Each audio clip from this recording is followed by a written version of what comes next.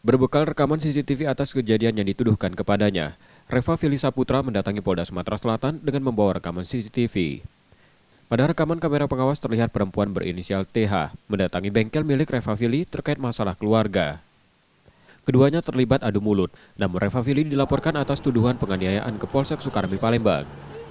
Pengakuan TH, saat itu ia dianiaya hingga Reva Fili ditetapkan sebagai tersangka. Reva Fili meminta agar kasus itu dapat dilakukan gelar perkara ulang di Polda Sumsel dan berharap dapat berlangsung transparan dengan menghadirkan sejumlah saksi serta bukti yang kuat. Pada saat itu saya malam hari datang ke kantor, dia berdebat dengan orang tua saya, dia ribut lah dengan orang tua saya. Itu kejadiannya, yang dimana saya tidak ada melakukan tindak penganiayaan.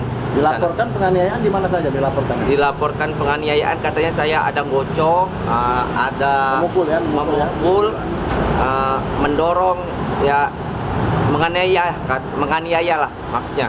Jadi tapi di situ saya tidak melakukannya. Makanya kami sama kuasa hukum saya mau minta keadilan di Polda Sumsel. Selama pemeriksaan di Polsek seperti apa?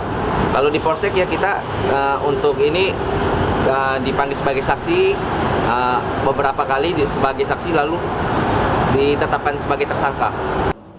Sebelum ditetapkan tersangka, Reva Fili telah beberapa kali menjalani pemeriksaan penyidik di Polsek Sukarami.